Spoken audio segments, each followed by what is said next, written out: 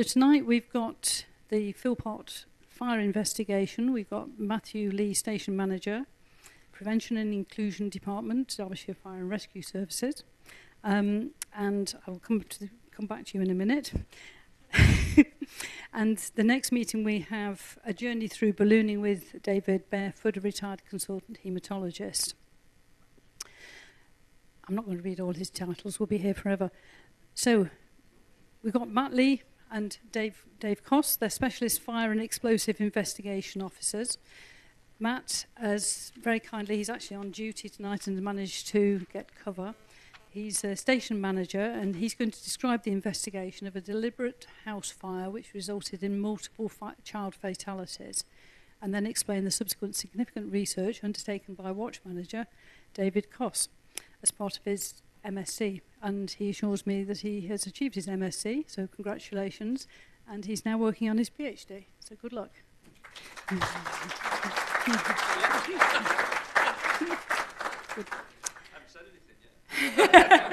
That's the most applause you're going to give it. Trust me. So I worked with Matt about a year ago doing some safeguarding training, and Matt very kindly said he'd come along and do this talk, so I'd like to hand over to Matt. Whichever you prefer. I'll leave that for you if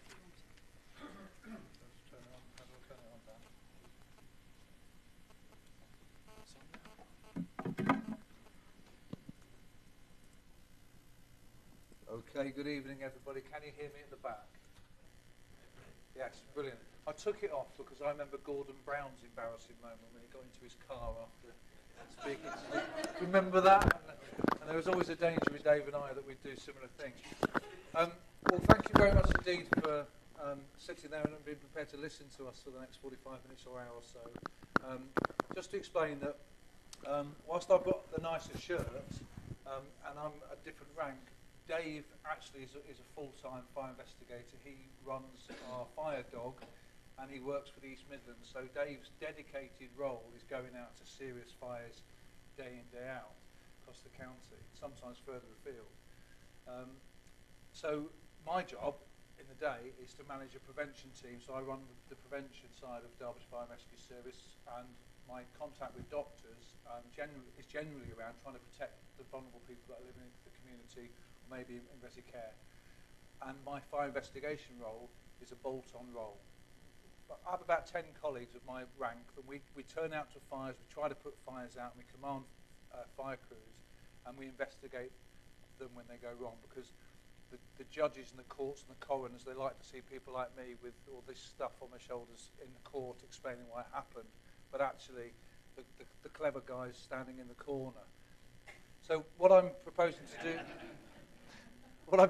to do this evening is just explain how we run a fatal fire investigation. We do that in conjunction with the police. In fact, we work pretty much for the police until the fire's been proven to be innocent. It's always assumed that it's a deliberate fire, in which case the police will always have primacy over that investigation. So we work with them, to them.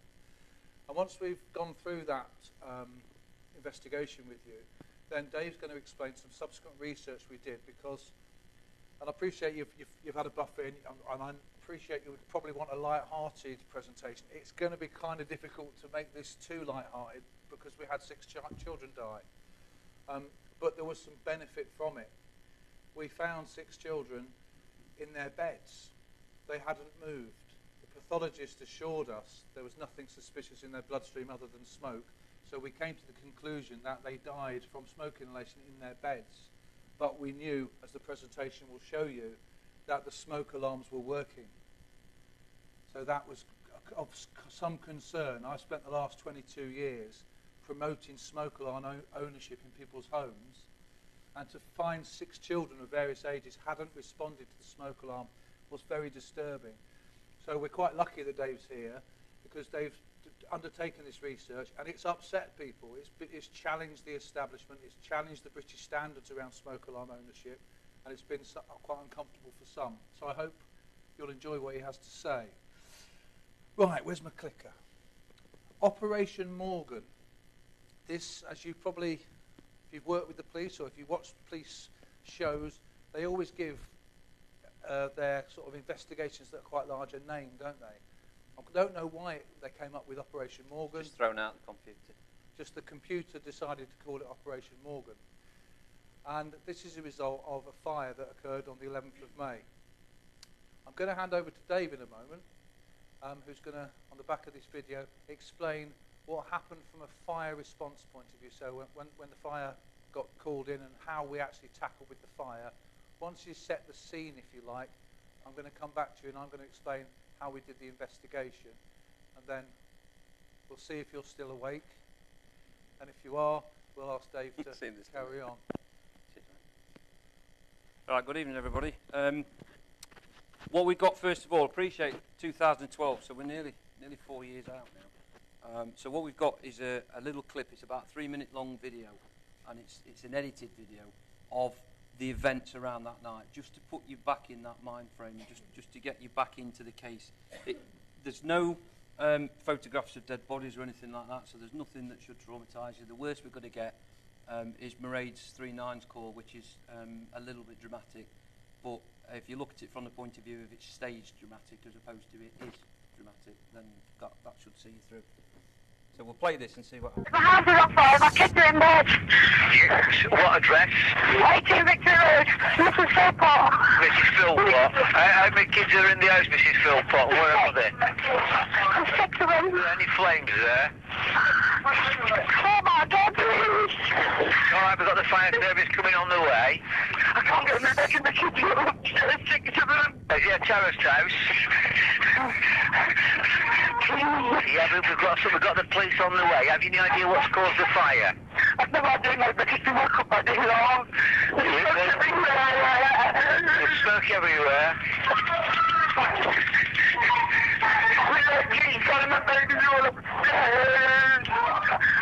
I can't get out. Okay, what's your name, please? I can't do it. There's no noise from the children. There's no noise from the children. They're coming in now.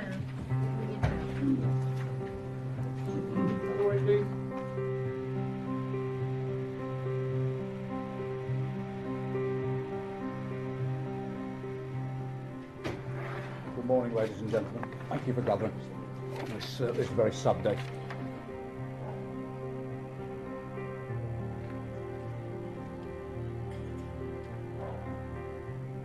Emergency services were called to a house fire on Victory Road in Allington at 3:46 a.m. this morning.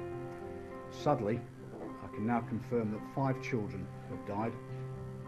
The 6th child has been transferred to hospital. There appears to have been some valiant attempts by the father of the children to rescue his children. First of all, I want to thank my 3 oldest children because they are helping us to cope with what's going on.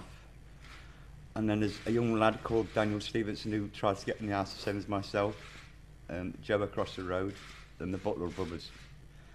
And of course there's the poor firemen, the police, and the ambulances, the doctors, the nurses, literally everybody who tried to help save our children. They couldn't. Excuse me a minute.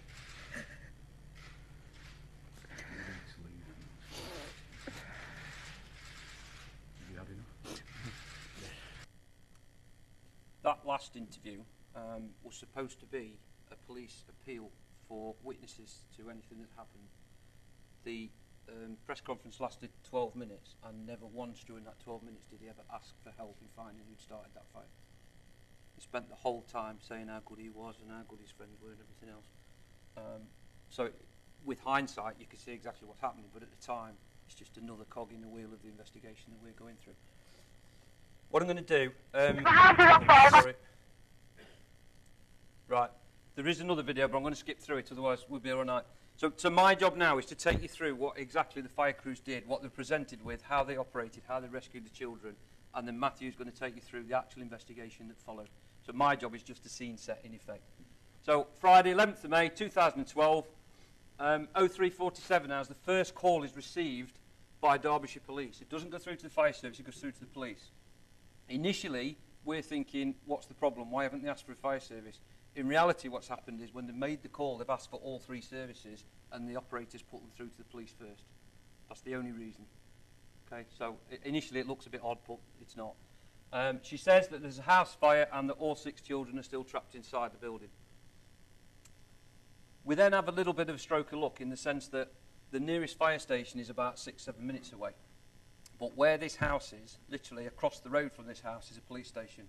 And there's 2 police officers that are on duty and that are sat having a cup of tea in the police station. Because the call goes through to the police first, whilst they're transferring it to the fire service, what they also then do is they also then tip their own police officers out as well. Right. The result is we have 2 police officers stood outside the front door within a minute and a half of the initial call, which again, fire service wise, we could never have made that attendance time. And they report to us that when they get outside the front door, there is no fire on the outside of the property whatsoever. All the fire is inside. There is a small hole about tennis ball size at head height, and there's a raging fire behind the door. They can't get through that door, so there's nobody outside the front, but they can't get through the door. So what they then do is run round the back of the property to try and gain access from the back. Whilst they're doing that, several neighbours turn up. They attempt to gain access through the front door, but they're now reporting, because the front door is now fully involved in fire, that the fire is on the outside of the property.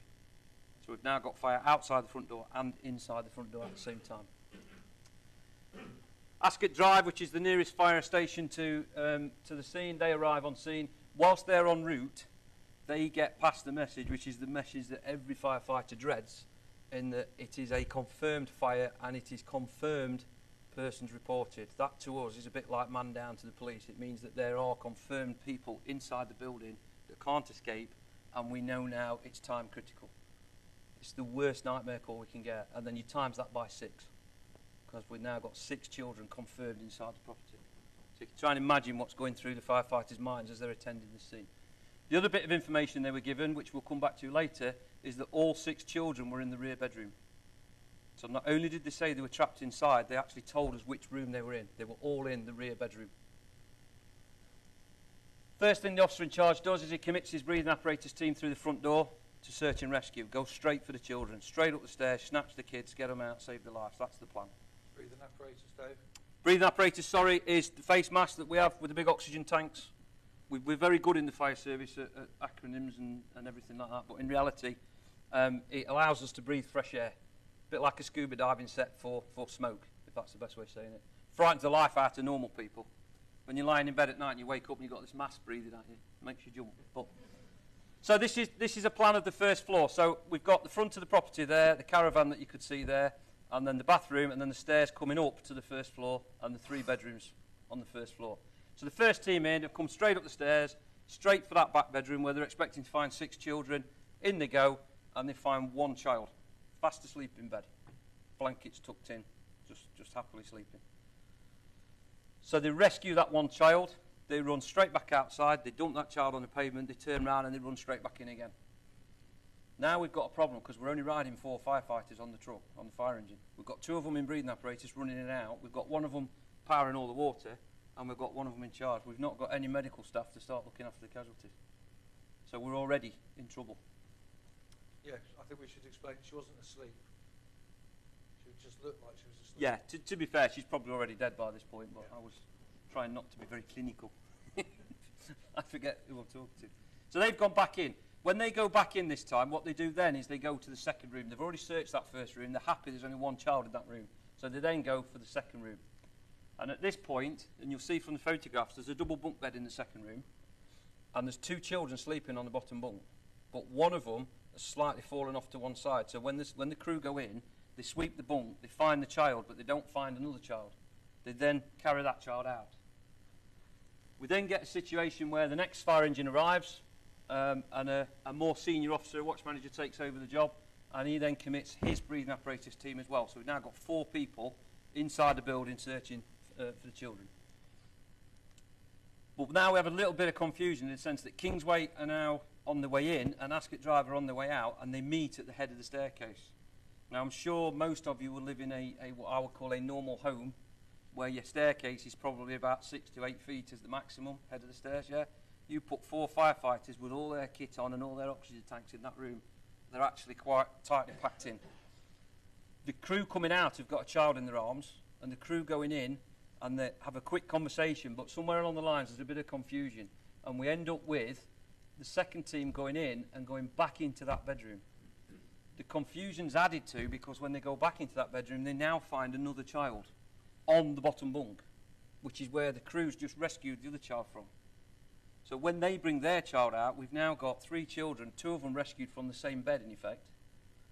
This is now compounded even worse because the first ambulance that pulls up literally pulls up, opens the back doors as they're coming out with the child and just waves them straight in.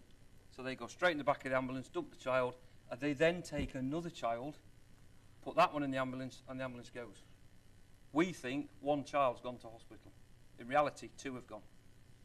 So we now have a bizarre situation when the third appliance arrives and we commit even more breathing apparatus teams in. So we've now got 6 breathing apparatus wearers in the property. Ascot Drive, the first crew in, now think there should be 2 children in that back bedroom, and they think they've only rescued 1. When they talk to Kingsway, they get confused about who's rescued the child off the bed. They both think they've rescued the same casualty, therefore the second casualty is still in that room.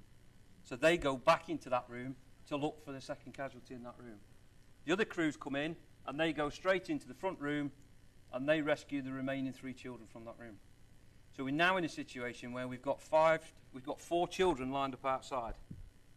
We think 1's gone to hospital. So we're missing 1. We've only got 5 and we should have 6.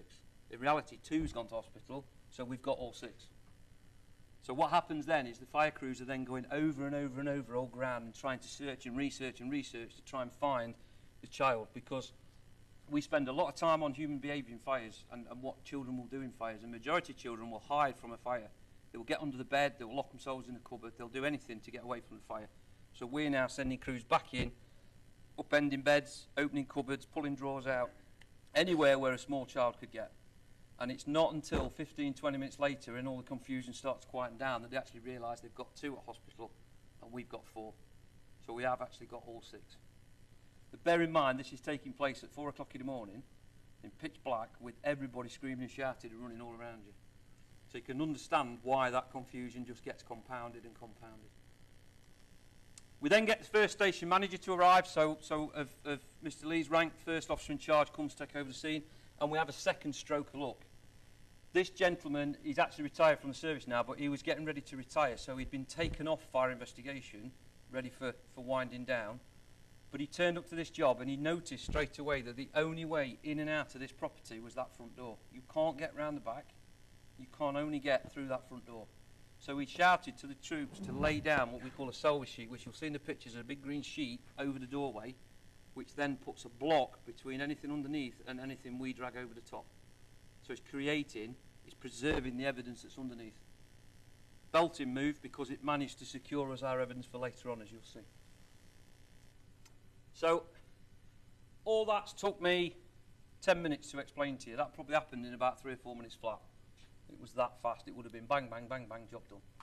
What I'm going to do now is I'm just going to walk you through the scene. So this is pre-investigation. This is before Matt's got to the scene. This is just the scenes of crime photographs recording the scene before anything is done. So this is the scene that was as is when we turned up. So you've got your front door, so you can see where the front door is. You can see the remains of the salvage sheet that's on the floor. This is the caravan that was at the side of the property. And then the other thing to note is that the front window was open at the time of the fire, which is something that Matt will refer to later on. So what we're going to do now is we're going to go round the back, which is the way the police officers came. On the night, the police officers lifted this fence panel straight out of there to give them access into the back garden. What it also did was give Mick and Ray Philpott access out of the back garden because they were trapped in the back garden. They then run round the front and are running up down the street screaming and shouting and winding everybody up. Okay? So you've got, it's a semi-detached house. There's the fence line, so that's next door. This is 18. You've got a conservatory built on the end, and then you've got a games room, as it's referred to, built onto the end of that. So into the back garden. The tents that you can see, bear in mind, and this whole event, as you'll see as it unfolds, is based around the children. Up until 5 weeks prior to this fire, there was 3 adults and 11 children living at this address. Okay? And the older children, if they wanted any privacy, any room of their own, then they had a tent in the back garden. That was their bedroom, in effect. So there was 2 or 3 tents in the back garden, and that's where the older children slept. So we're going to go in through the games room door, which is this door here, into the games room. That is a full-size snooker table. All the lighting and everything is plumbed in. Everything's up and running. And then that is the back doors to the conservatory. So we go through the conservatory, into the conservatory itself. Got the obligatory 100-inch flat screen TV and the world's noisiest parrot sat in there squirking. This is where Mick and Mairead slept, in this room. So on the night of the fire, they're saying they were both asleep on this settee here. Up until the partner leaving, Mick actually slept in the caravan out the front, and the women slept here, and they alternate nights changed to the caravan. I think just it's worth briefly explaining, just for clarity, The that background. Mick had 2 partners with 11 children between them, and he had a fallout with one of the women, and she left. She's the lady that left the 5 weeks previous, taking 5 children with her, and that became quite important because with those 5 children going away, quite a lot of child benefit went away as well. So this is all about became important. It's made to look like it's a custody battle. In reality, it's a custody battle for the money. When she leaves, she takes £400 a week off him because her benefits, the children's benefits, her wages, which were being paid into his bank account, she didn't have a bank account. So when she left and went to a women's refuge and took the children, he lost £400 a week. So his whole plan is to get her in trouble with the police, get her locked up. Because he is the biological father of the children, they would have to come back to him. Therefore, the benefits would come back to him as well. That was his plan. Well, that's a theory, anyway, a hypothesis the police put together. Yeah, that's our plan. So that is actually the back door of the property, the house itself. Into the kitchen, brand spanking new kitchen, fitted 3 days prior to the fire. It's a council property, council had fitted a brand new kitchen. So you've got the back door to the kitchen there. That door that you can see there is the door to the understairs pantry, and the door to the living room is actually down the side of the fridge. So if you go into the living room, you can just see the bottom of the door, and then you've got a table and chairs. There's no cushions on the chairs or anything like that. There's no other furniture within this room. This is as it is. We've not touched it. Dave, just go back, please. Could you just see how clean the walls are? There's no smoke damage on that wall, is there at all? Yet the perpetrator, or Mr. Philpott, suggested that he tried to get to his children through this room, and the door of the kitchen that opens up into the room on the next slide was closed. There's huge amounts of smoke damage there, isn't there? Can you see it all on the walls? See all the soot up here, look. And it would be a reasonable assumption if he'd gone through the kitchen into this room to have seen some smoke products sticking on the kitchen walls, but there weren't any. It was very clean. Thanks, Dave. So we're now going to go looking here, looking into the hallway. So the photograph on the left is looking from the lounge into the bottom of the staircase. Again, you can see the silver sheet that we've got laid out, and then this is the architravian and the pine wood that's then going up the staircase, and then the picture on the right is just looking straight back down the staircase. So this is the fire that the firefighters have had to go through to get to the children. Okay. Worst case scenario fire for us is a fire at the base of a staircase, because if you imagine a coal fire at the bottom of a chimney, where is the hottest part of that fire? The top of the chimney. You put it on a slight angle now, and you've got a staircase. Where is the hottest part of the fire? It's the top of the staircase. So all of that fire, so they're actually going up past the fire and up into the heat, which is a big problem for them. So if you keep your eye on that, you can just see there's a spindle missing there. The next photograph, there's the missing spindle. So we're actually talking about 3 or 4 foot square at the top of the stairs, if that. And we've got 6 firefighters at one point in that area, all passing each other and bumping into each other. But if you notice, there's no more fire past that point. The fire's not got past the top of the staircase. So Jade's bedroom, when you come up here and you go straight through the back there, that's Jade's bedroom. So we go into Jade's bedroom.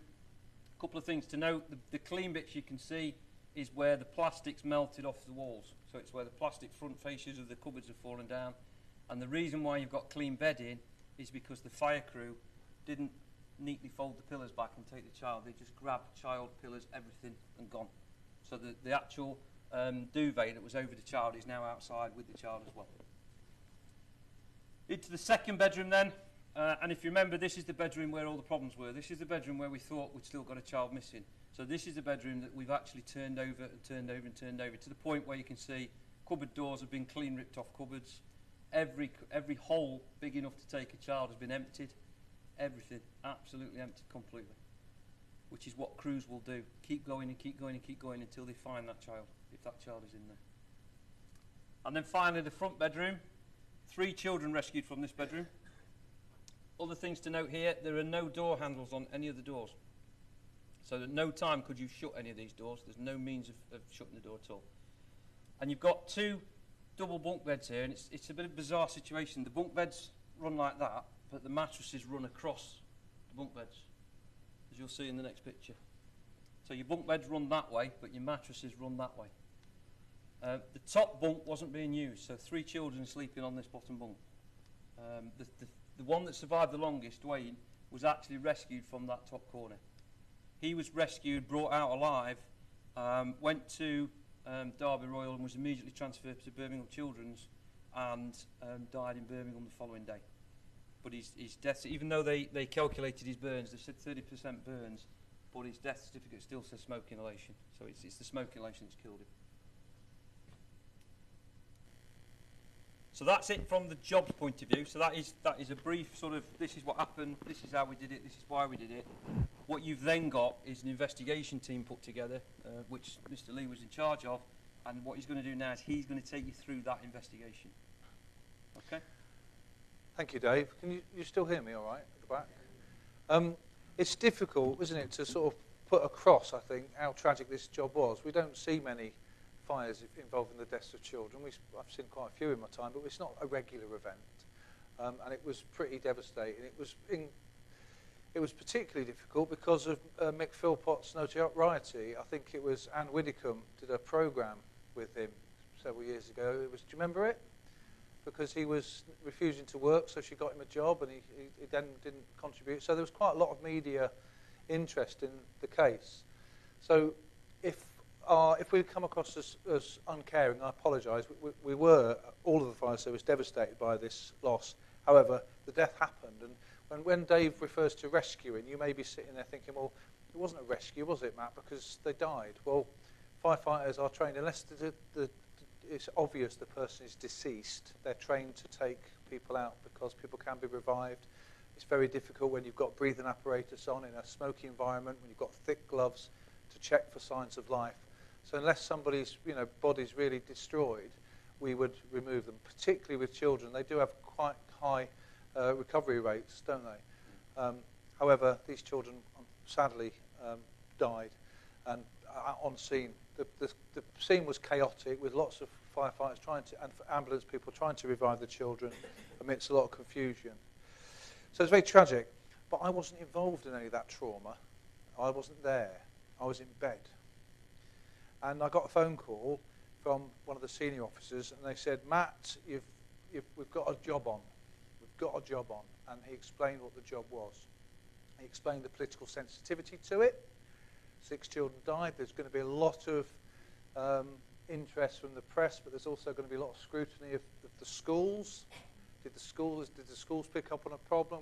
Was social services negligent? Did the fire service do its job properly? Were the police aware of any problems? This is all before anybody's even come up with how the fire started.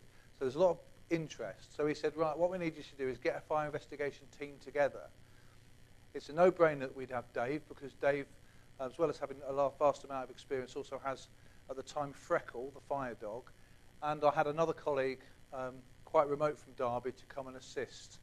And we took the unusual step of, rather than doing this job as an additional bit of work and then going back to my day job, we stopped everything and we ran the investigation pretty much full-time for how long, Dave?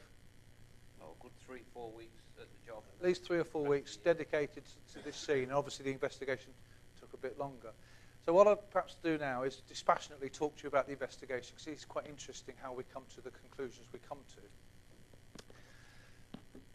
to. I'll have to click the slide to remind me what we were told. We didn't go to the scene. I didn't go straight to the fire. There was enough people there. We went to our local fire station, where we met the head of the police crime scenes investigation, we met the crime scene investigator, or maybe a couple of them, and we met the forensic scientist who was going to work with the investigation team. Because at the moment, this is a crime scene, so the police have primacy, and they wanted a decent team of people together. So we met at the fire station, and we started to gather evidence. And one of the first bits of information we were given by the police, the detectives that were there, that Mr. Philpott claimed that 2 adults were responsible because they'd been claiming that they would fire the house. These were relatives or boyfriends of the partner that had left. He'd shown police text message on mobile phone making threats, so that he's received threats. And 2 people were arrested. I think it says so on here. 2 adults were arrested on suspicion of murder. These related to the ex-partner of Philpott. He'd framed them basically, but they were arrested. And Dave was involved in going down and checking their house for any signs of accelerant, and we'll come on to that. He told the police that they'd made threats to burn my house down. Now, if you remember what Dave alluded to earlier on, my colleague Trevor, who's now retired, he got to that scene and he looked at that house fire and he looked at the burn signatures and he looked at the damage, and he immediately thought, this is a suspicious fire. And we always think like that, unless we could prove otherwise. But he was very switched on in preserving that. So he was as happy as he could be. This was a deliberately set fire, which is why we managed to secure the scene. On the 11th of May, we went to Ascot Drive Fire Station. Didn't go to the fire scene. We met all these different agencies I told you about to plan a strategy. How are we going to approach this job? Because we want to get it right. If somebody is responsible and they can be found, we don't want the person to evade justice because we've done something wrong during the investigation or compromised the investigation. We had a further meeting with the forensic scientist. Now, I have to say, I don't get on very well with forensic scientists. We always have a battle about who's in charge, because forensic scientists are cleverer than me, more educated than me, but they never actually have to go and give the evidence in court. The court seem to like the firemen, so I need to be able to understand. So it's very difficult. Forensic scientists have to be educated to talk to me in quite simple language so that I can understand what they're saying. But we get there, don't we? Dave gets on with forensic scientists very well. You know, I said I'm a simple man. Well, you've seen the really nice graphics of the property that Dave showed you. Well, my mate Trevor came to talk to us about the fire, and we drew a map of the house, very crude map. But what's significant is the picture on your left where we've got ×1, ×2, ×3. Well, they're actually the numbers of children that were removed from the bedrooms, but we actually named those rooms 1, 2, 3. And from that crude drawing and that crude layout and the descriptor of those rooms was used throughout the investigation. And that's absolutely essential, because if you don't have that discipline, what happens is different organisations or different people in the investigation start referring to different types of, giving different names to rooms, and it can become very, very confusing. An architect might tell you that number 3 would be bedroom number 1 because it's at the front of the house. A copper might, or of good breeding, might call that the living room rather than the lounge. And the conservatory might have been the lounge. Do you see what I mean? So this simple agreement of what we were going to call each room became very important during the investigation. Right. Dave took Freckle, the dog, to the lady that had been arrested to search the house to see if there were any accelerants. Petrol is really difficult to get off your clothing, and it's very difficult to chuck about and not get it splashed. You can wash it very, very high temperatures and it still remains in your clothing. So had the lady been involved, there was an outside chance that there'd be some petrol found at her house, and Dave went along and there was nothing found. Again, the male who'd been arrested, his property was searched and there was nothing found. And by Saturday afternoon, their alibi stood up and they were released. I don't expect you to read those statements, but essentially we were working with the police. We interviewed and identified where people lived on Victory Road. We looked at the witness statements, and we spent literally hours reading through witness statements. Now, you'll probably know a little bit more about the human mind and how it works than I do, but what was very clear is people can have false memories.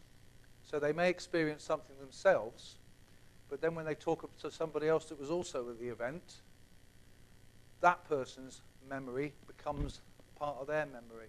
So extrapolating what was factual and what was not factual was quite a challenge. So, for example, one chap said he could see fire from his bedroom window, but when we went to the address, it was a flame. You could see orange flame. It was quite impossible for that to have occurred because there was a great big white van in the way. Can you see? So some people lie maliciously, and some people just lie without realising. So looking through the witness statements was very important for us to get us in our minds a pen picture of that fire development. How quickly did it grow, and how could we back that up? So we use witness statements. Have I missed anything on this slide, No. Dave? No, that was the thing about not being able to see. Yeah. And the Have a Go heroes, there is no doubt that there was some attempts made by some or one person to try to get into the property, but they weren't the valiant attempts that were reported in the press. That press statement from the Chief Constable and following appeal by Mick Philpott was all part of a strategy set up very early on by the police, I have to say, quite brightly, wisely, to see if they could actually build some false confidence in Mr. Philpott and find out the truth through other means. And Mr. Philpott and Mairead were covertly recorded all the way through this process, and what they said to each other was very illuminating. Right, let's go to the kitchen. Mick Philpott said they heard the alarm, and him and Mairead walked through the kitchen into the lounge, and Mairead said the window was open and there was a big flash of flame. Mick said he got to the door of the downstairs base of stairs and there was a fire, but then there was a whoosh. But he said the window was shut. He said the window was shut and the curtains were closed. Why is that significant? Well, it is, and I'll tell you why later on if I may. But bear in mind how much fire damage you've got in the lounge. I'll come around here to show you. This is the lounge. If you look to the right of the door, you've got soot deposits on the top of the table, and you've got soot and smoke coming from sort of hip height, haven't you, on the wooden paneling.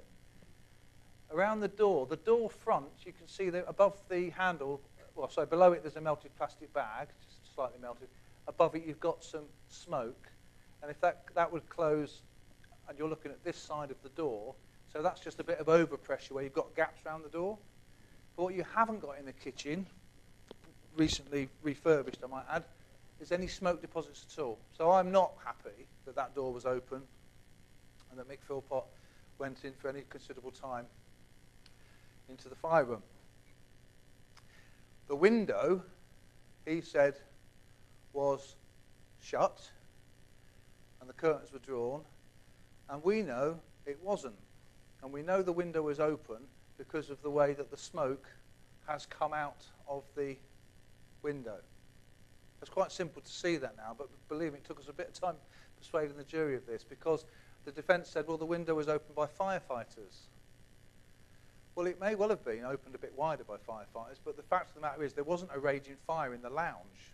It had flashed over, but the main bulk of the fire was in the hallway going up the staircase. There would have been no need for all that smoke, etc., to hit that window. It wouldn't have been physically possible for it to, or it wouldn't have needed to get there had the window been closed, because it would have been essentially going into a box. So we would have seen a very even pattern across the ceiling of the lounge as the lounge filled up with smoke. But what in fact happened, so pointer here, Yeah. is this window's opened up. Forgive this, moving into this picture, the hallway's here, the fire's gone up the staircase, but it's also tracked to its vent. It's tracked to a vent through the lounge to this window here, which is why you see all this blackening. It's pummeled out of there like a chimney, and it's cracked this window. That window cracked when we put cold water on it. Fire crews, incidentally, said the window was open when they arrived, and they poured water on it. But we can't rely in an investigation on things people say. It certainly adds to the picture, and we'd report it in a report and to the jury, but if we can physically prove things were happened forensically prove it, it helps. So we can prove this window was open. And if that's not enough of a signature, with all the smoke going up there, on the hinges here, you can actually see what position the window was open, because all the smoke's landed on the hinge. And when you open it, you can see the clean bit. Yeah? Okay. Oh, I like this bit. We went down, Dave and I were going down to Surrey on a fire investigation course, which was boring, wasn't it? But we were chatting, this is a few weeks after the initial investigation, but well before court. And we were saying, well, what have we missed? Have we missed anything? Because the defence, there were 3 defendants, and the defence experts, fire people, had been employed by the barristers, and there was 3 separate firms. 3 separate defence experts could come and go all over this house again. And we were saying, what have we missed? We were saying, well, Mick says the window was open, was shut, and we know it's open, so we know he's lying on that score, because we think that was a route out for a petrol can. We think, how did he get rid of a petrol can? Probably out the window. And we said, well, hang on a minute. He could argue he didn't know the window was open. He thought it was shut because he shut it, but he didn't know it was open because the curtains were shut. We thought that would be a good defence, wouldn't it? I thought the window was shut because I closed it, but I couldn't have seen it because the curtains were shut. So we came all the way back from Surrey, got the police to let us back into the property, and we examined the curtain pole. Have you all put curtains up in your lifetimes? Right, this is important then. It's curtain rings around this curtain pole, and the curtain was attached to these rings by plastic curtain hooks. And this curtain, as you can see, all these rings are spread open, so the curtain was drawn to the middle of the window. Okay? Now, we found the remnants of this curtain on the floor, pretty much intact, because what's happened, to the left of the image is where the main seat of the fire was, in the hallway. The fire's come this way to go out of what was the open window. And what's happened, heat has hit these plastic hooks. Because the curtain is spread over some distance, as soon as these plastic hooks start to melt, the weight of it pulls it down, and it landed out of the fire and pretty much intact. So we know with some certainty that that curtain was drawn at the time of the fire. The other side, though, was not. This curtain was pretty badly burned and found at the bottom of the wall, where potentially another seat of fire could have happened, so another area where the fire started. Well, it was quite easy to prove that this curtain had taken some time to fail. You know, when you're putting a curtain up, it's easier if you clump it together, isn't it? It's not as heavy. When it's spread out, it becomes heavier. Exactly the same principle in a fire situation. The curtain was bunched together, so it took longer for it to fail. So in actual fact, as the fire's whipping out the window, can't really see it, can you? My pointer's gone. As the fire's whipping out the window there, it's burning up the curtain, and eventually it fails, but by this time it's truly on light and drops down. You'll see there's no clean marks. These curtain hooks or rings were where they were at the time of the fire. So again, we could prove with some certainty that those curtains were open. The street was well lit. It is inconceivable that Mr. Philpott didn't know the window was open. And the jury believed us. There we are. Just to give you we went back to the police station. We spread all the curtains out to see if our hypothesis stood up, and I think you'd probably agree with me that it does. You can see where it's failed and fallen there, and this is basically burnt all the way up. In fact, the most intact part of the curtain is the bit on the bottom because the fire's whipped up that way. So does that paint that picture for you? Oh, good.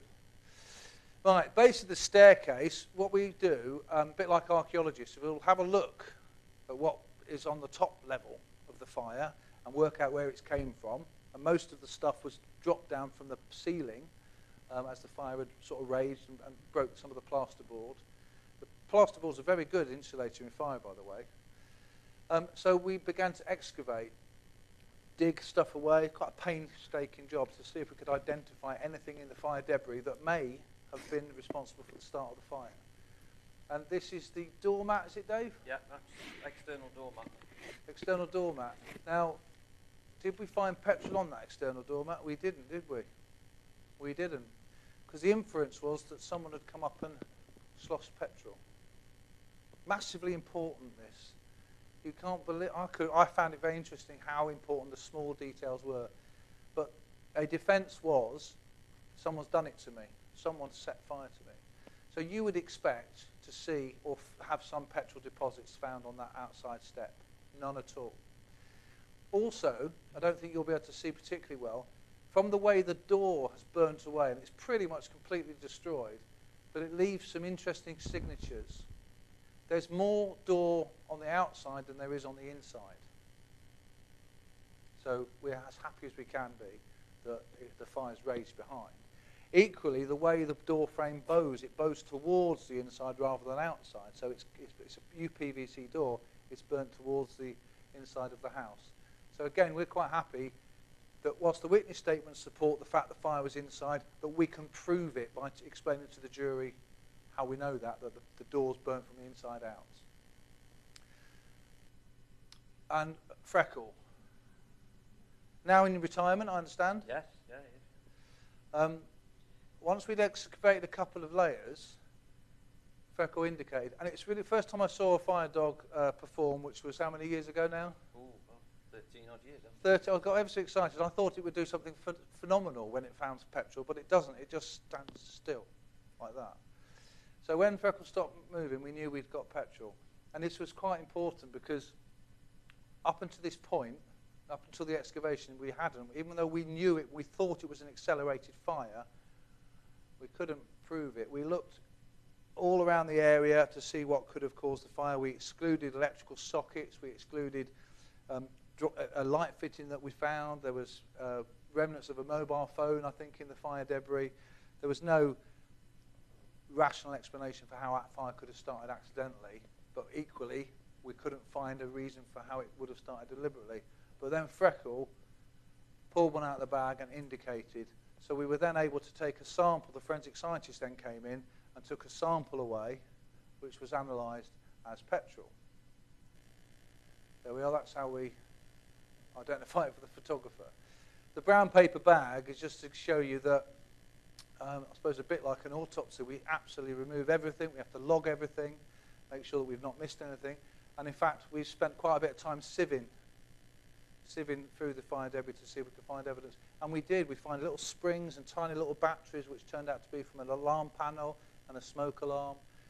We employed, well, the police employed forensic electrical engineers as well as the forensic scientists to look at all the different electrical components that we found to see if they were responsible. Was it a bomb? Have we missed it? No, it wasn't. Mick Philpott suggested that he had a petrol strimmer, and that might be why there's petrol in the hall, because his mate used to drop milk bottles off of petrol for him to fill his strimmer. But we were happy we found petrol. We looked all around this property. We looked at pictures to see if there's something what was in the hallway before the fire, and it was very sterile. There was plasterboard on that wall. Up here was wooden panels. Yes, you can see replicated at the top of the staircase. Huge fire, definitely burnt from upstairs, from down to top. And the signatures that we see on the staircase showed us that it had gone that way. We were concerned with the burns on the eldest lad, that he might have had something to do with the fire, maybe come down and set it and then run up. But we couldn't find any evidence to support that at all, could we? But we had to consider it. The picture to the top right just shows you how we can confirm what position the door was in when the fire was occurring. Mick said he went and opened the door. There was a big whoosh, so he shut the door. It's clearly not the case. That door was open. That area, you can't see it very well, I'm afraid, but that's a completely protected area of carpet, which means the door was over it when the fire came through. The picture bottom right, that's polystyrene ceiling tiles. Do you remember me telling you that the fire flashed through the lounge? That's what would have helped with the flash. Mick Philpott said he tried to rescue his children from the back bedroom. The reason he reported them in the back bedroom is that was the plan. They were told they would wake up the smoke alarm and go into the back bedroom. So that's where he was expecting them, but they weren't there. He didn't attempt to break the window. He may have gone up on the ladder, but he certainly didn't break any windows. Our firefighters did those windows, and I can show you how we know that. There was a ladder there. There was a tennis racket on the top of the roof, but once we looked at it, we were quite satisfied it hadn't been used to break the glass. And the reason is, we can tell by can you see there's two layers to this double glazed panel? And can you see the soot deposits on it? Well, on this panel, you've got soot on the inside of the second pane, so of the exterior pane. If you imagine a double glazed windows like that, that's the outside pane, going to outside, and this is the interior pane. Well, we've got smoke on that pane, and we've got smoke on that pane. That can only occur if this inside pane is broken, and we knew it had been. The outside pane wasn't broken until much later by firefighters. This pane here was not broken. And had this pane been broken by Mr. Philpott, we'd expect to see soot and smoke on this inside glass edge. Because what would he have created if he'd smashed that window when the fire's raging downstairs? He'd have created another chimney, wouldn't he? So we'd expect to see what we saw here on this glass, but we didn't. This glass was, social workers reported, had been broken for some time, the inside pane. Plus we looked at the glass on the outside, and actually we found some clean glass there, didn't we? Yeah, I'm going, Dave, I'm going. Philpott said he was asleep in the conservatory. He was woken by the smoke alarm. He went into the lounge and saw the fire at the base of the staircase, and he ran into the garden and phoned 999. He said there might have been petrol at this scene and on his clothing because he used the garden strimmer. There it is. We found it. We chested the petrol. He said, because we found petrol on him, he said he hadn't changed his pants for 12 weeks because that's when he last trimmed his garden. The senior investigating officer fully involved us throughout the investigation, which was very helpful. We did a forensic review of evidence. There were smoke detectors. There was no reason why these smoke detectors weren't working. There was no evidence at all the smoke detectors weren't working. In fact, we believe they were, and the neighbours heard them. We were scrutinised by an independent fire investigation team from London. They came up and had a look at our investigation. They were quite satisfied with everything we'd done, including and the forensic scientist was scrutinised as well. And whilst we managed to find petrol in that hallway and petrol on Mick, we couldn't really do any more than say it was petrol. So one of Dave's colleagues in the science world had a very clever machine which can identify additives that are put in petrol, so it's possible to actually brand match the petrol to the particular petrol station, to the particular sample, to the stuff on the clothing. And it was Shell and Total on Mr. Philpott's clothing, and the petrol found on Mairead's clothing was Total, and the petrol found on Mosley's, and of the third accomplice, the person we believe took the petrol can away, he had Total on him. And the petrol found at the front door was containing Shell and Total additives. The petrol in the strimmer on the back garden confirms containing Texaco additives. Surprise, surprise, not the same at all. So the outcome, all three people were found guilty of murder. Basically, there was some sort of tryst going on between Philpott, Mosley, and his wife, Mairead.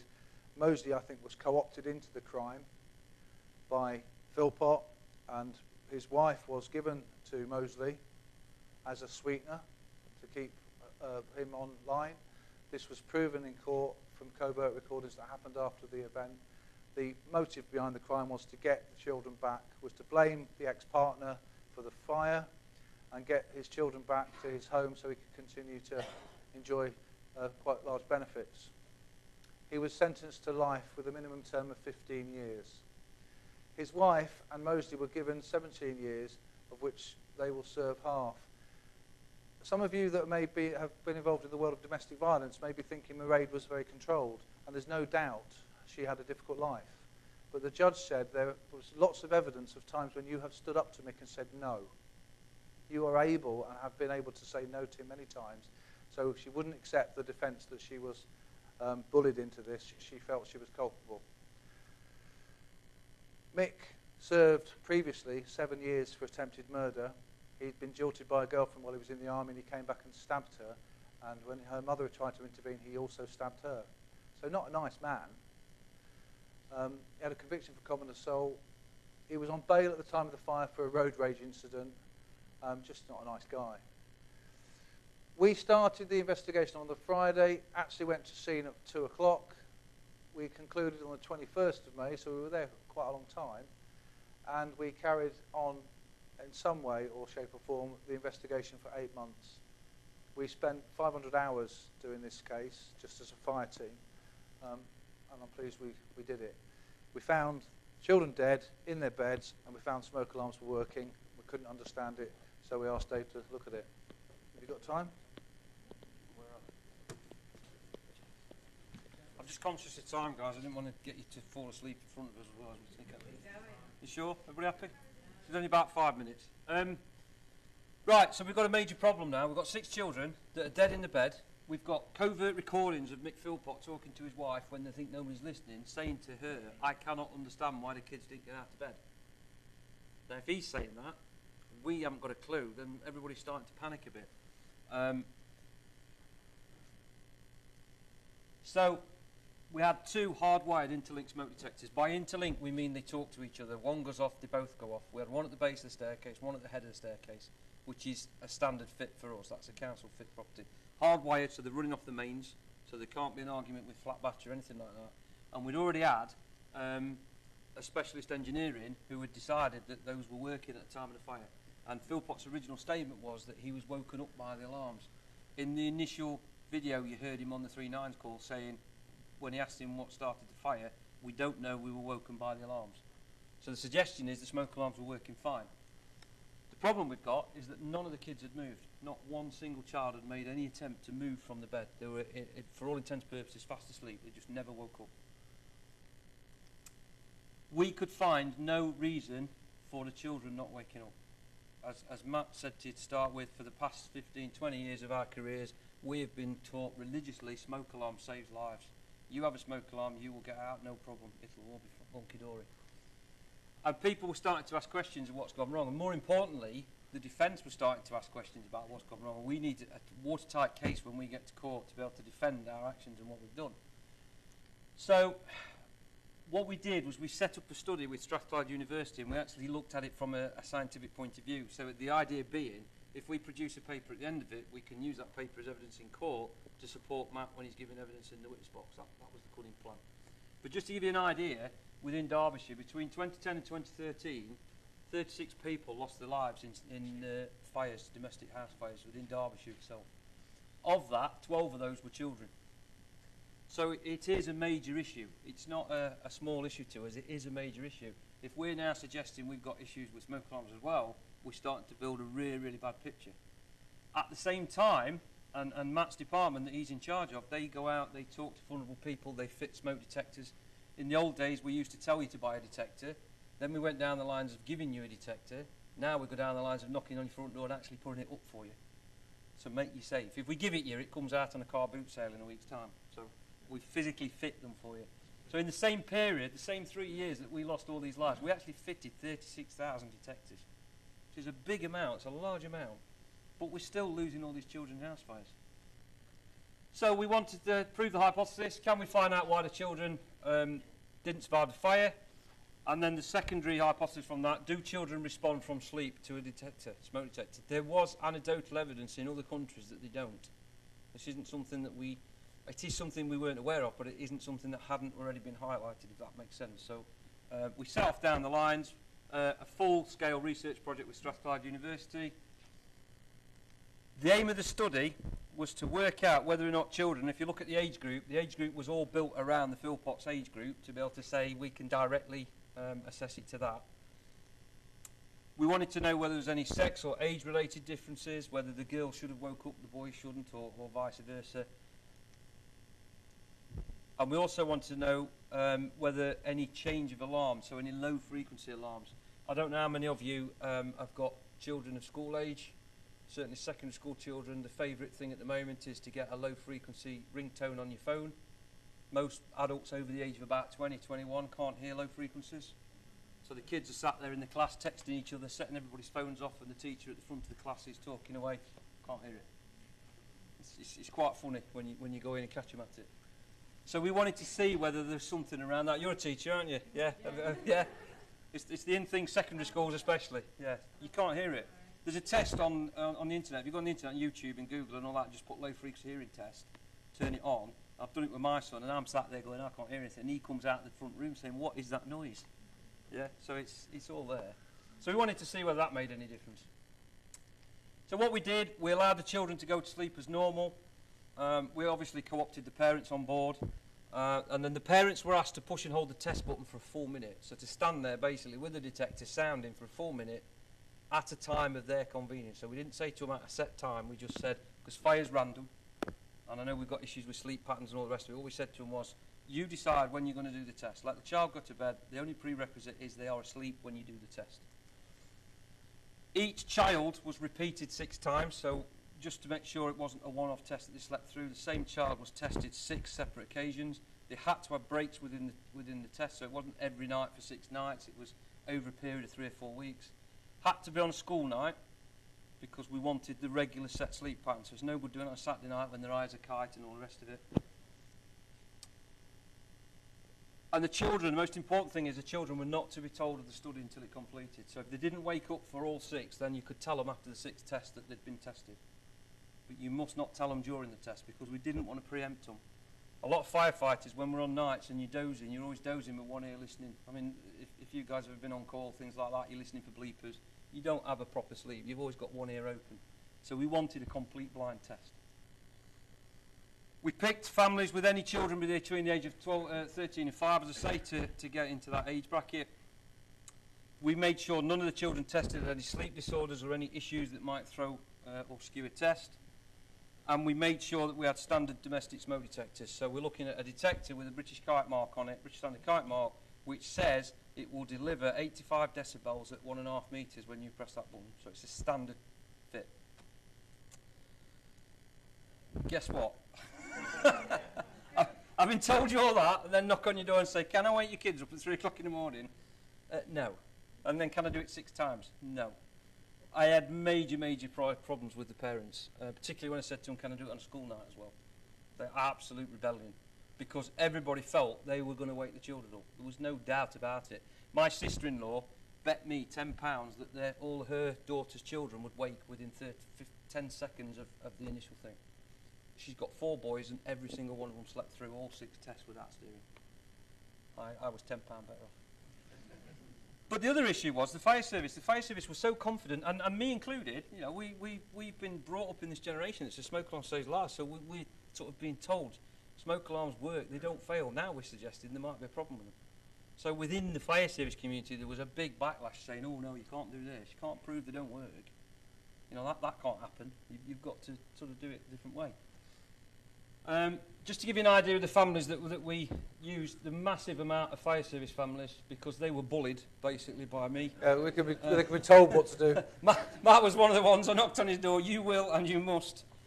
To be fair, and I was probably a bit clinical at the start, Matt alluded to it, this incident traumatised quite a lot of firefighters in Derbyshire. It was amazing, probably one of the biggest jobs we've ever had, and it involves children, and all the children were lost. We never saved one of them, and that hurts. So there was a lot of firefighters out there that wanted to help understand why they didn't get out alive. We wanted something good to come from something bad, if that's the right way of saying it. The other thing we looked at was the time to the test. If you remember, we let people pick their own time, so we ended up with a series. We had one nice, kind gentleman set his alarm for 4 o'clock in the morning, got up, tested the smoke alarm, went back to bed again. And most of them were within the sort of 2, 3, 4 hour mark. So most of them let the child go to bed 7, 8 o'clock at night, and then when they went to bed, 11, midnight, they'd test the alarm on the way to bed. but that was the majority did that. May I just interrupt you for a second, Dave? I think it's worth pointing out that, yes, this was a deliberate fire. Mick Philpott was convicted of manslaughter. Whether he wanted to hurt his children or not is not unknown. I don't think he did.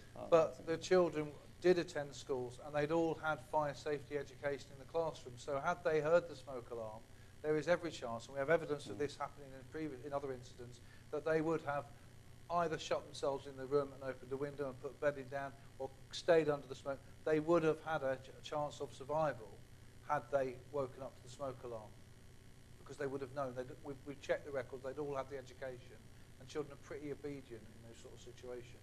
So just another one for us saying why we can't understand why they've not got out alive. The other thing we looked at was the distance. Now bear in mind, most smoke detectors are in a set position and your bedrooms are away from that position, so we wanted to record the distance from the head of the bed, so from where the child is sleeping to the nearest detector. The problem I had with this, when I actually put the data out and collected the data, I didn't specify whether it was in the same room. So a lot of the ones that are 2 metres, it's literally above their head. But it's 2 metres from bed to head, so it skewed it a little bit. But the majority, 3 to 4 metres away, which is about the distance from a bed to the bedroom door to the landing where the smoke detector is on the landing. The other thing we wanted to be absolutely sure of was the effect on the environment. There's been a lot of research about background noise and the human ear becoming accustomed to the background noise. So we wanted to look at doors first of all. So 3 of the tests were carried out with the doors open to the bedroom, and 3 of the tests were carried out with the doors shut. If you shut a door and then operate a fire alarm on the other side of that door, you will lose up to 15-20 decibels going through the door. So the decibel level at the bed now is severely dropped. So if it is an issue, it's going to be an issue at that point. We also looked at night lights. A lot of young children sleep with the light on, so we wanted to look at whether people that slept with the light on woke up easier or didn't wake up or whatever. 4 of the survey slept with lights on, and none of them woke to the alarm at all. So we discounted night lights as being an issue. We also looked at ambient noise. There's a lot of research being done, particularly in places like London, where you've got 24-hour living now, maybe in the centre of Nottingham even, where that ambient background noise is always there all the time. And there's a lot of research being done that says your alarm must be at least 20 to 30 decibels above that ambient noise in order for the human ear to discern between the two. So we looked at that as well, but we found no effect. It made no difference in our study. So, results then. 80% of the children slept through all 6 of the alarms. And it's even worse than that because of the breakdown, the demographics. 100% of the boys slept through. No single boy woke on any of the tests that we did. Bear in mind, we tested each child 6 times, so he's had 6 repeat tests straight through. The girls fared slightly better, which is why the test comes down a bit. Only 7, and they're all girls, woke at any time to any one of the tests. Only 2 woke to every single test. They were both girls, they were both over the age of 10, and they were both the oldest child in a family. So if you had a single girl, they don't woke up. If you had a girl with a boy or a girl older, they didn't wake up. But if they were the oldest in a series of siblings, they woke up every single time. Now the suggestion is that's due to the parenting responsibility starting to kick in as they grow older. 2, it's impossible to prove. It's just an anecdotal theory at this stage. But it did give us a bit of hope. We then looked at low frequency detectors. The basis for this was actually, it wasn't the mobile phone, that came out during the research, but we've had lots of issues with gangs on street corners. They put this thing called a mosquito in there, which older people can't hear, but the young gangs can, so it drives them mad. So it's like white noise constantly going all the time. So instead of gathering in shopping centres, things like that, they can't stand the noise, so they move on. But adults don't hear it, so it doesn't affect them. So we thought we need to try something. So we looked at, we picked 6 girls and 6 boys that had been on the original study and had slept through everything. And we then subjected them to what we call a low frequency test, which is a 520 hertz detector, which is currently on the market being sold as waking children up. It's also supposed to wake elder people up as well. 100% of the boys slept through again. 6 tests, low frequency, bang, not one of them moved. I was beginning to earn a lot of money here because I was going around saying I'll put a tenner on the table because this is the only way I could get parents to take the job on. I'll put a tenner on the table. If they wake up, keep the tenner. If they don't, I'll have my money back. And I was walking around with the same £10 note for ages. But the girls woke up. And this was the bizarre thing.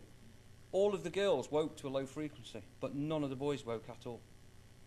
So there's something in low frequency. There's something there to cause that, but we didn't, in this particular study, we didn't take it any further. So conclusions then, we were able to produce a research project which Matt could go to court and then say, when asked by the defence, why did the children not get out of that fire, you could say safely, because they didn't respond to the smoke alarm. That also fits in with what Philpott's saying. He can't understand why that smoke alarm didn't go off either. Our hypothesis is that he had deliberately set that fire.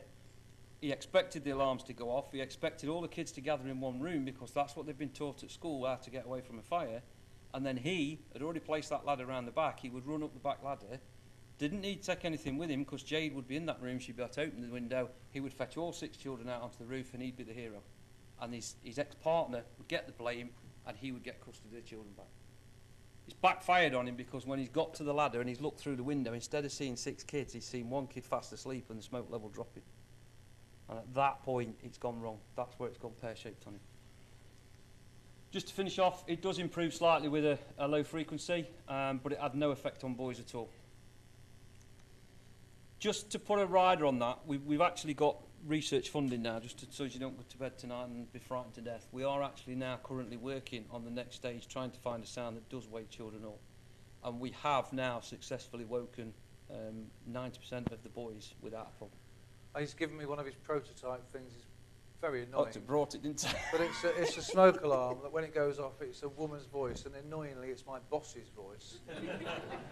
Take And any it says, volunteer over "Wake the up, restaurant, you've can't got a fire, wake up, you've got a fire." But the children appear to be responding to that voice activated rather than the beat. There's the actual tons of voice. research that says mother's voice is the key. So when a mother shouts the child in a, I wouldn't like to use the word hysterical, but in a heightened alert. But you know what I'm trying to say. You know, you're not like, because you're going to say to me, Stop digging, Dave. Well, no, what I was thinking was you're going to say to me, I shout him to get out of bed every morning and he don't get out, you know. But when you shout at him going, "Oh, my bum's burning, you need to come," they tend, the evidence is out there that they will wake up, they will respond. What we've tried to do is take it a step further and say, well, does it have to be mother or can it be a woman's voice? And we managed to get Matt's boss, bless her, to lay down a track where she sounds at heightened emergency alert. Which is nearly every day, actually. And it has worked. It is working. So within the next 2 or 3 years, hopefully, we will solve the issue. I'm sorry that we've taken We're worried on. about time. That was the thing. We can take questions if you want, but equally we know we've taken up a lot of your time. Pub's open. Thank you very much. That was absolutely fascinating listening to that. Tragic, but really interesting.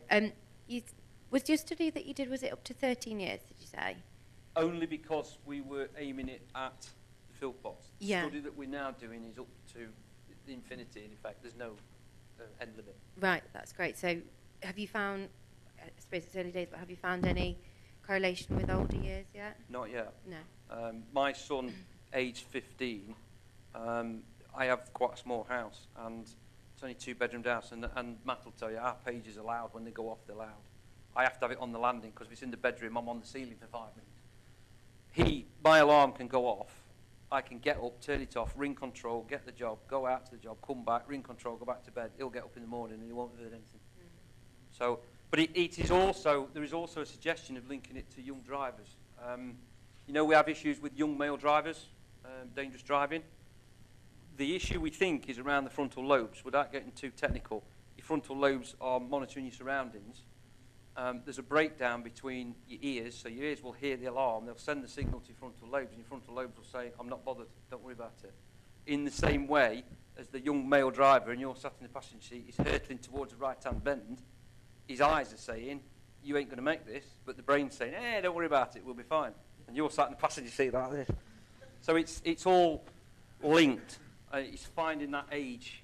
It may come out, it may not. I mean, my mission in life is to walk away from the fire service having found a product that will wake children up. Since this fire, I've attended 4 separate fires where multiple child deaths, and at least 2 of them are the direct result of fire alarms not waking them up. Definitely. Could I ask very quickly, sorry, as well?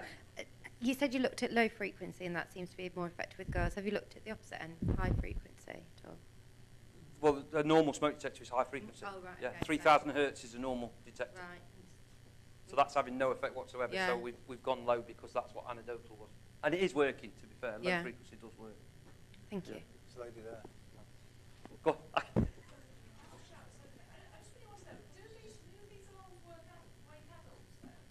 Right, there is no, just to put you at ease now, in case I've frightened you, because my boss here will shout at me if we have. There is no evidence whatsoever anywhere in the world on any research study that's ever been done that says a normal compos mentis adult over 18, over 21, Who can hear? who can hear normally will not respond to a working smoke alarm. The British Standard says it's the standard states that it's designed to wake a family up. So when Dave's now questioned that standard, but the answer is, hang on a minute, it's to wake a family up. So the inference is it's to wake adults up. So the adults will then go and wake the kids up. But I mean, I've got a teenage boy. I also got a social life, so sometimes I'll leave him at home on his own. He's a 16-year-old. So I have to rethink that strategy now. So the issue for us is not waking adults up. The issue, the real bad issue for us is when you go out, say tonight, you've come here tonight, you've got a babysitter at home with your children, that's fine, no problem. You call in at the local pub on the way back and you have a few more glasses of wine. There is tons of research that says for every unit of alcohol you have, your response is starting to wane. So you've now got a situation where you come in quite merry, you give your childminder a tenner and you send them on the way. You are now not going to respond to that smoke detector when it goes off, but your child isn't going to respond to it either. So now you are at risk. But that is alcohol-induced. That is not a normal compos mentis adult. It's cheerful, isn't it? If there's evidence to say that the current smoke alarms will wake adults but not children, and we've looked at low frequency that doesn't wake boys but will wake girls, isn't there an argument then for a modulated frequency that actually would benefit everyone? Yeah. Australia's tried to apply that. There's one called a vehicle reversing alarm. I don't know if anybody's ever heard it. It's 3 short bleeps. It's called a temporal 3. Instead of the constant beep, beep, beep, beep of a smoke alarm, it's 3 short bleeps followed by a gap, 3 short bleeps. It sounds like there's a vehicle reversing into your kitchen. Yeah? That is supposedly a better response. It still doesn't wake the children up. What my mission now is, hopefully, is that we will find what wakes the children up and then we will build it into a normal alarm. The end game for us is not to reinvent the wheel. We're not reinventing smoke alarms. What we're going to do is say, smoke alarms wake adults up, that's fine. We're now going to give you a different sounder unit to put in the child's room, which will wake the child as well. That's the theory that we're working to. Okay, thank you. So, yes, sir. Thank you, that's fascinating. It's interesting to know that the floats ability to sleep through anything. Oh, absolutely. Yes. It's that fight or flight syndrome. We just go to sleep. Just a bit I'm interested. Can you just elaborate on what that sort of visibility is like for those guys going in on that first entrance? For the firefighters? Yeah, the guys with the masks on. It's not good. It was the middle of the night, but there's enough street light, and you've got a fair bit of illumination from the flame. But as soon as you start putting water on the flame, you're creating lots of steam. So you've got physical steam on your mask. So that's a hammer. So you have to try to wipe it, and there's an awful lot of smoke being produced. Even though it's gone up the staircase, it hits the ceiling and then starts to bank down again. So visibility would have been 0. We train our firefighters. I was an instructor for a number of years. Yeah. He's the best man to answer this question. We train our guys in how to move around and search in smoke and darkness. I mean, vision's only one sense, isn't it? So we use touch and feel, communication and listening. And they will search in a very methodical way. They'll do something called a BA shuffle, so they're not hurting themselves. And they'll do particular search patterns because they won't have been able to see anything until they ventilate, until they open the windows. It would have been impossible to see. It is not like Coronation Street or EastEnders. That's the problem. You look at London's burning, things like that, and you see lots of flame. Most firefighters can't even see the fire when they're in the same room as the fire because the smoke is so low. If we, had a door was shut, had a fire in here, the smoke would go to the ceiling. It then mushrooms across, and then it starts to come back down again, and it just obliterates your vision. And then you couple that with steam. Water changes from water to steam 16,000 times. So put water on a hot fire, you've soon got a big steam cloud. Again, visibility is 0. Hello. Could I ask a question the opportunity to ask my medical colleagues, actually. We were of the era where we worked a lot at night as junior doctors and got bleeps and crash calls and things. And I know there was one occasion when my bleep went off for a crash call at the medical SHO and I turned my alarm off and went back to sleep. But I wonder whether other doctors who had bleeps and night calls had issues with waking up. And I want to congratulate Paul Eddington, who came to me at 1 in the morning when I had baby number 3. He woke up, he came in his suit. But did anyone else? I used to sleep in it. But thank you. So it worked for him. But have other people had any issues? It is actually quite common to do that. Firefighters sometimes will be in a really, really deep sleep when the bells go, and you end up leaving them behind. So it does happen.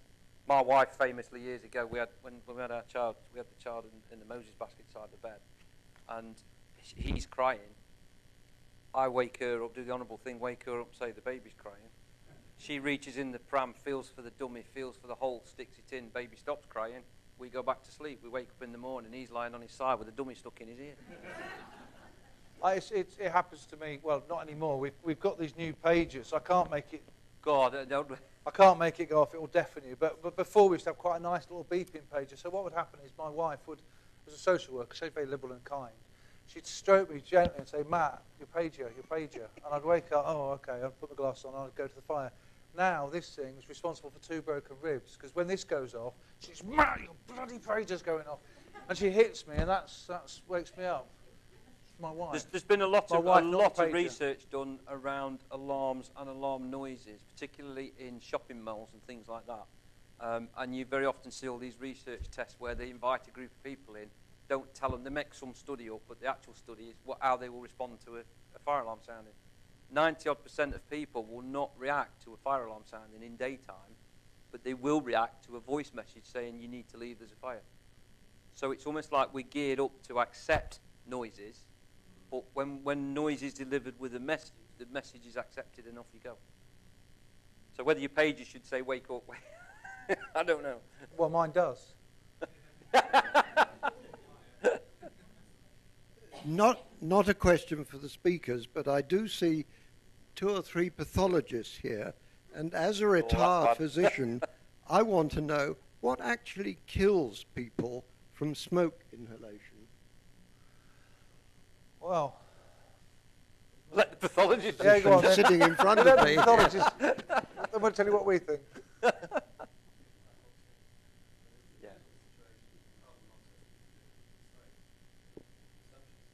The assumption is it's hypoxia. I don't know, Jim, if you've got any other comments.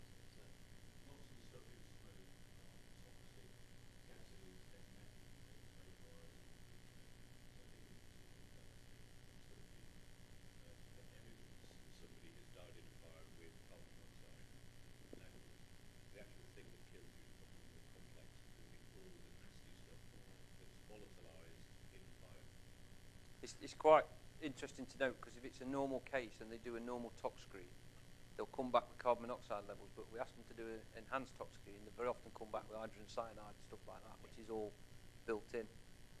We did a bit of research last year around movement and carbon monoxide levels, because one of the theories we had is if you're asleep in bed and you're just normal breathing, the levels creep up until they kill you, and that's it. Whereas if you're running around and breathing it in and taking a gobful and working it through your system, the levels are a lot higher before you actually keel over. And we've not actually done it as a proper research project, but we've got quite a lot of anecdotal evidence of that being the case. But that's the carbon monoxide sort of slicks your blood a bit. And there was a train of thought when we wanted to take blood samples of survivors of fires or people that we thought might have been perpetrators.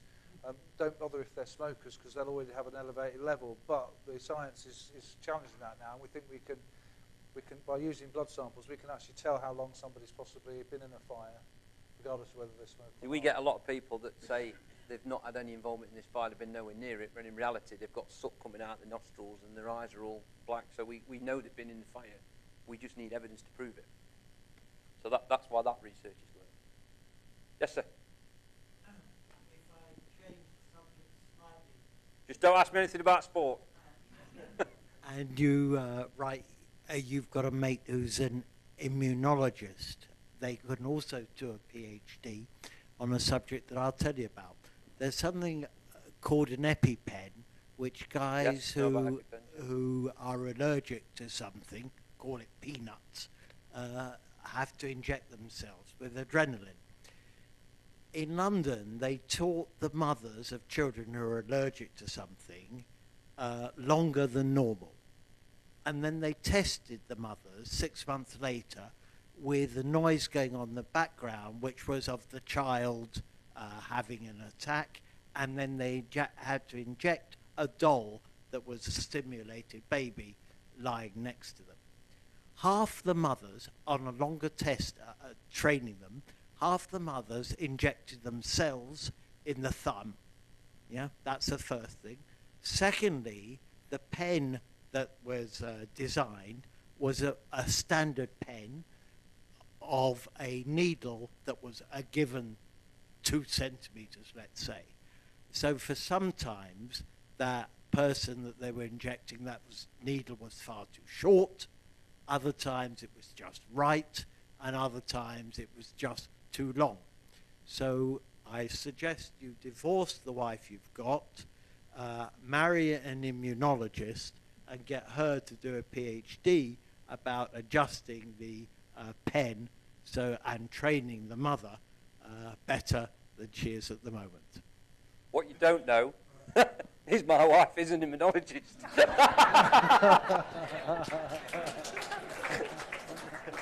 She's 10 years older than me. She's just retired from Kingsville Hospital from immunology. Well, she can do a PhD in her spare time then. That's what I'm going to go and beat her up now, so you need to sort it. Anything else? Anybody got any other questions? I'm conscious of time. I don't want to waste your time. I would just like to ask Dr. Ramiseth to give a vote of thanks for this tremendous evening.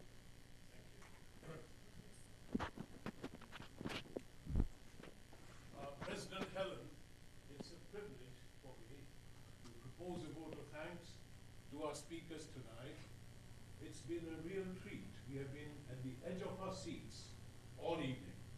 The whole talk, the whole presentation has been so well constructed.